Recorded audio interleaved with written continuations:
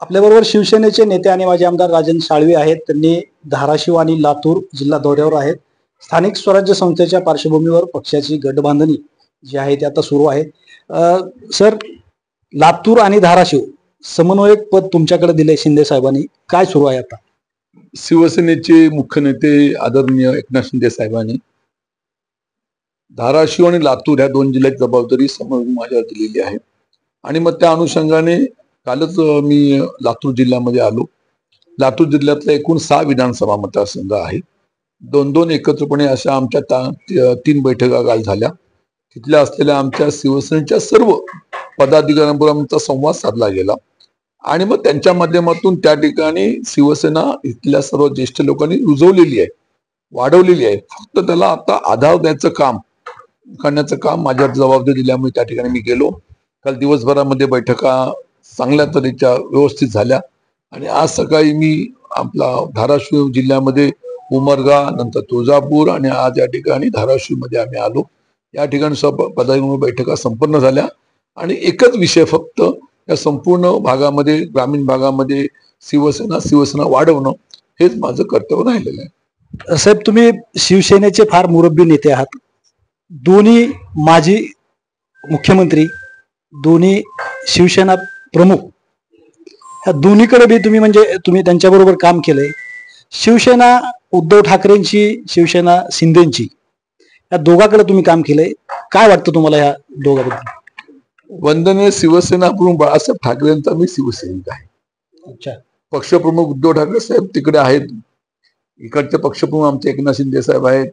ह्या सर्वांबरोबर मी एकत्रपणे त्या काळापासून काम केलेलं आहे आणि आमचं सर्वांचं एकच ध्येय आहे की संपूर्ण महाराष्ट्रातल्या प्रत्येक जिल्ह्यामध्ये, प्रत्येक तालुक्यामध्ये, प्रत्येक गावापर्यंत ही शिवसेना वाढवायचं काम मी करतोय आणि म्हणून भविष्यातल्या कालखंडामध्ये सुद्धा शिवसेनेचे आमचे मुख्य नेते एकनाथ शिंदे नेतृत्वाखाली आम्हाला काम करत राहणार आहे आणि भविष्यामध्ये शिवसेना वाढवणं हे माझं आद्य कर्तव्य राहील.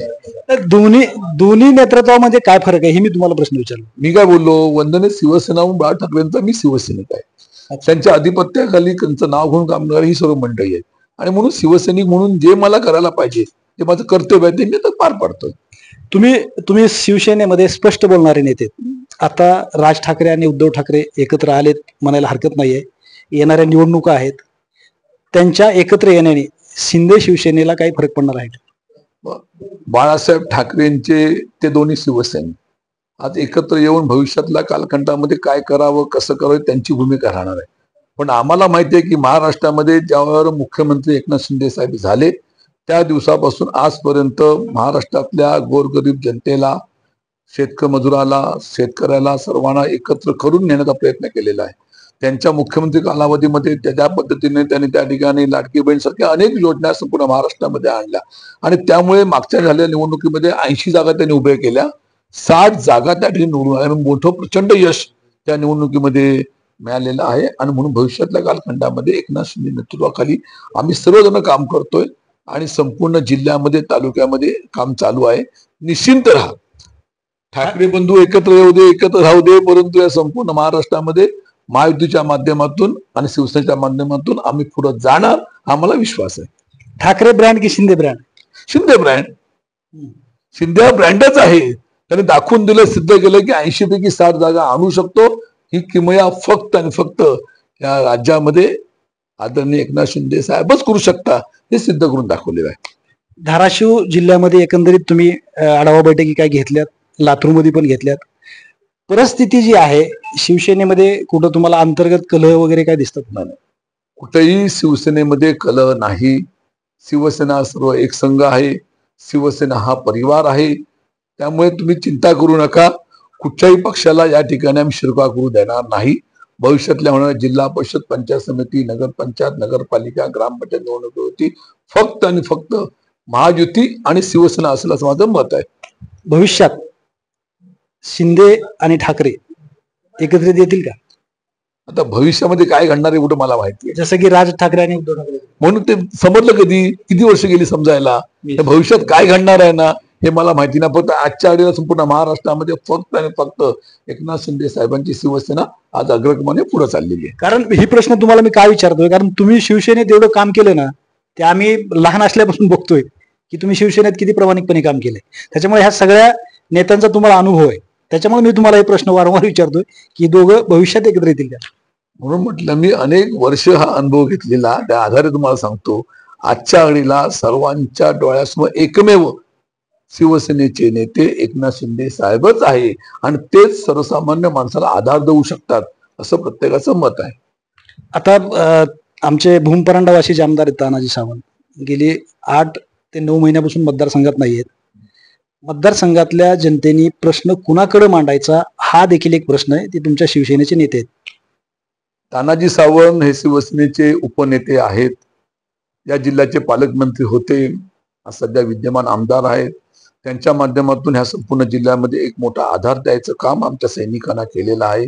विकासाची गंगासो या भागात चांगल्या तऱ्हेची आणलेली आहे.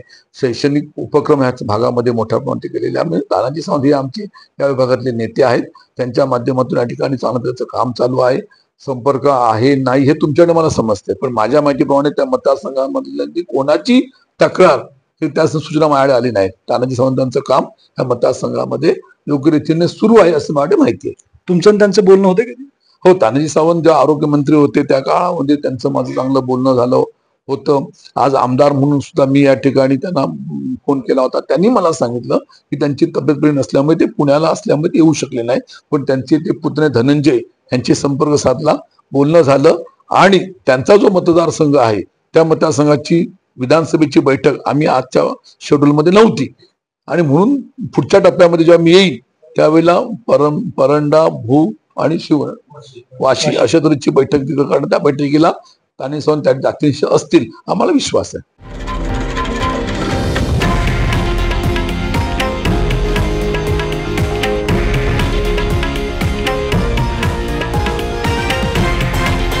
हे आहे देशातील नंबर 1 न्यूज नेटवर्क आणि आपण पाहत आहात TV9 मराठी, एकमेव.